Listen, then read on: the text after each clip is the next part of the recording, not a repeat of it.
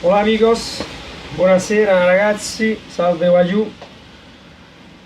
Napoli-Juventus 2-1, anzi 1-2 il giorno dopo. Io l'ho vista registrata perché stavo in aereo viaggiando, tornando per il Brasile e quindi ho avuto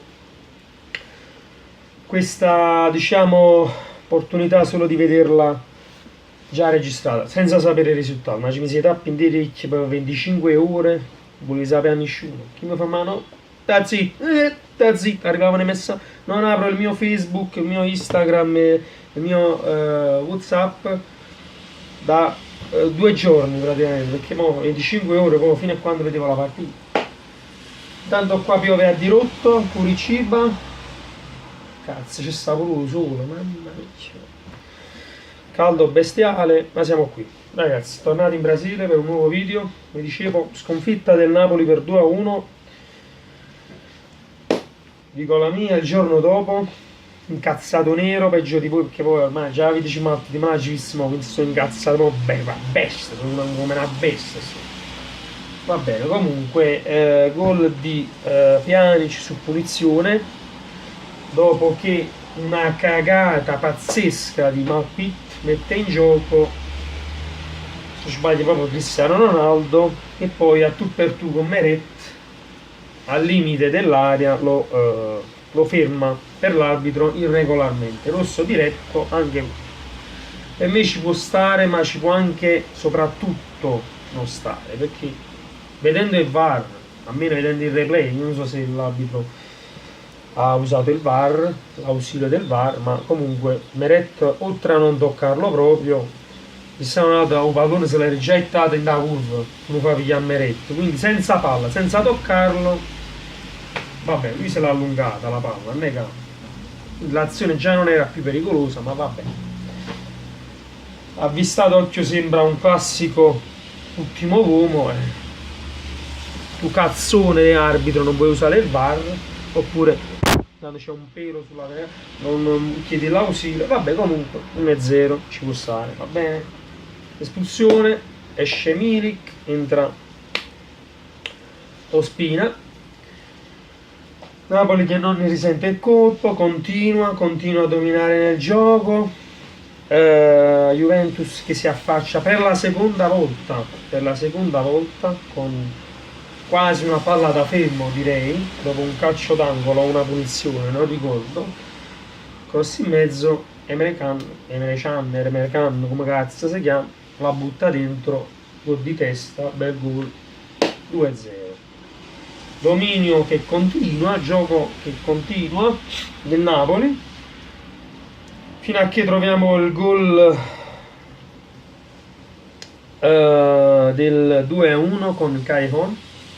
Poi c'è l'espulsione di Pjanic, miracolosamente, centrocampo, colui che non viene mai espulso, tocco di mano, ferma un'azione pericolosa, espulso, uomini 10 contro 10, Napoli che continua ma che non riesce non a rendersi pericoloso, perché ci ha magnato parecchie occasioni, tra cui Szczesny è stato anche bravo, tra i quali Szczesny è stato molto bravo. E niente ragazzi, questo è il mio punto di vista. Poi c'è stato un rigore chiaro per il Napoli, dove io me la sentivo che Insigne ha sbagliato, me la sentivo.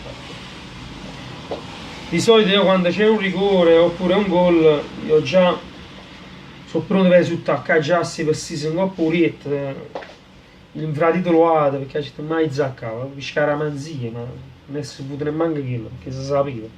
Perché scusa, ma qua gli do la colpa ad Ancelotti. Insigne è strunzo perché ha sbagliato un rigore, vabbè. Però fin quando tu lo sbagli perché il portiere è bravo, infatti l'aveva pure indovinato l'angolo Szczesny, quando tu lo sbagli perché te lo fai parare, devi proprio capire, ma tu chi butta fuori i rigori o chi colpisce il palo, per me ha il 101% proprio di, non lo so, di colpe, che non è possibile. Tu Insigne, ma tu Ancelotti, perché poi è l'unico capitano, è l'unico che Ancelotti poi dice, fa battere a Mario Rui, fa battere a qualcun altro, ma no a Kiss che oltre ad essere il giocatore, Insigne sto parlando, che più prende, anzi parliamo di questa stagione qua, ha preso palo in Serie A, che più ha preso palo in Serie A, che più è impreciso, che più sfiora il palo, no? È più emotivo pure perché il Napolitano la sente molto questa partita, più degli altri, eh?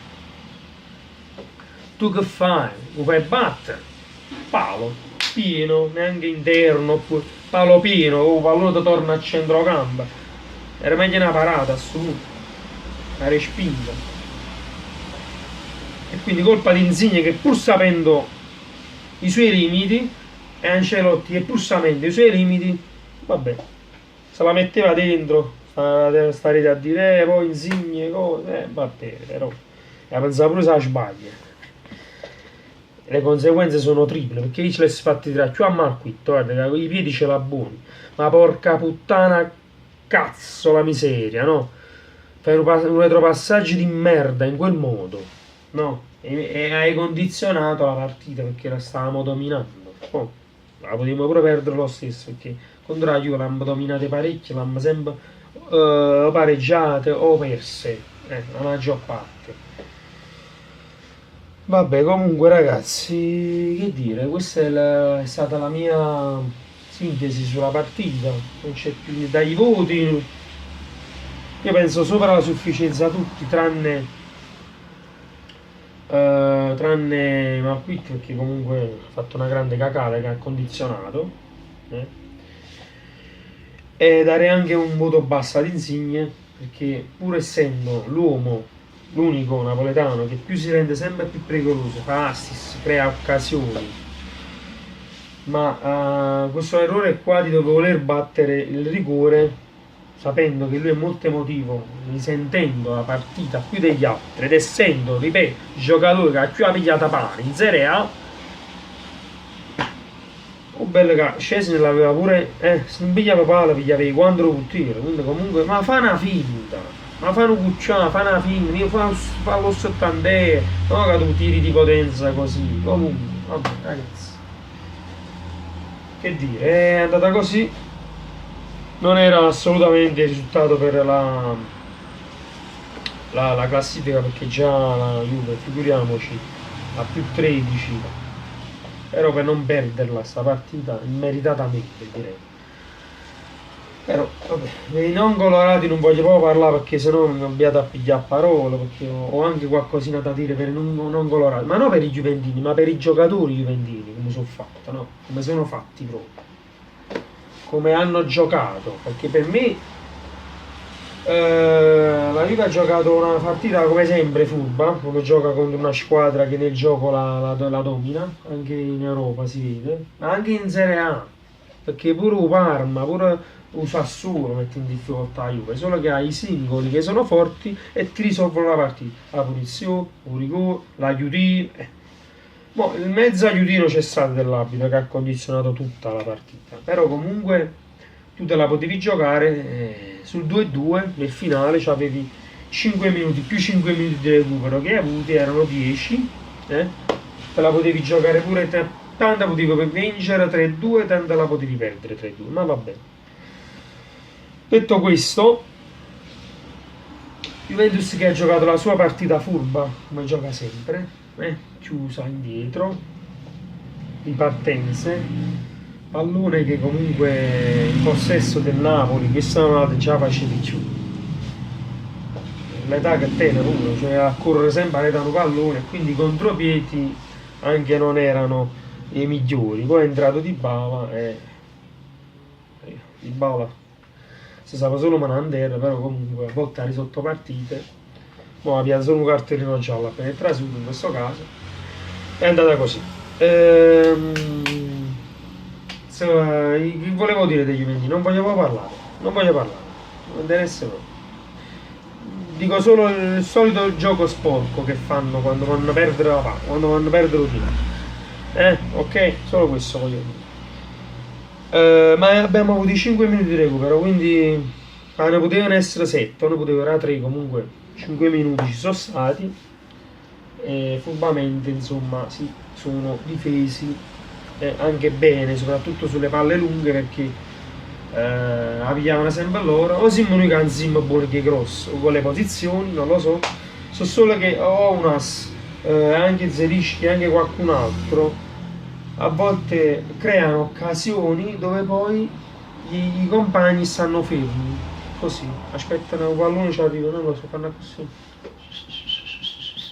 Ci arrivano, non lo so che aspettano che il pallone ci arrivi un coppio di non lo so. Comunque, detto questo, vabbè, sconfitta anche se pur immeritata, che ci può stare contro la Juve, perché Juve gioca sempre così, le vince con i campioni e non con il gioco, quindi no, metti dei dislike, a me me ne fottono, a me non mi interessa. Sempre Forza Napoli, al di là del risultato, non me ne frega un cazzo, sempre Forza Napoli. Sono tornato in Brasile e sempre dirò Forza Napoli. Ci vediamo al prossimo video, partita contro il Sassuolo, là in Emilia. Cerchiamo di almeno onorare questa Europa League, che ormai è campionato a più 16. Spero che si riduca questo svantaggio, perché sennò è troppo esagerato, perché per me è una classifica bugiarda, ma non per tra la prima e la seconda, ma poi tra la prima e le altre. Per come gioca la Juve, a me non me ne frega un cazzo, lo dico, per come gioca la Juve, e sta solo a pochi punti avanti, se proprio vogliamo, ma non in questa distanza così, perché sembra che ha ammazzato il campionato un po' con gli aiutini, un po' col culo, un po' per molto demerito delle altre, lo diciamo, e non è possibile che finisca a più 30, a più 20 come qualche altro anno fa. Vabbè, anche per dare un po' più sfizio, no? Al campionato, no? No, perché ci può stare la lotta a scudetto, ma se una squadra che sta giocando per non retrocedere o per l'Europa League o per singola partita, già dobbiamo avere il risultato fisso della Juve come vittoria, allora io spero che almeno su più 16 si rilassano un po', si dedicano a sta Champions League, che per me non vincerete, perché giocando così solo a culo in Italia potete vincere. Detto questo, Forza Napoli, abbasso Juve, viva, viva, viva Napoli soprattutto. Sono tornato da Napoli, il sole nel cuore, il sole nel cuore. Un bacio a tutti voi, fate i bravi, lasciate un like se vi fa piacere, iscrivetevi al canale, noi ci vediamo al prossimo video. Ciao ciao amigos.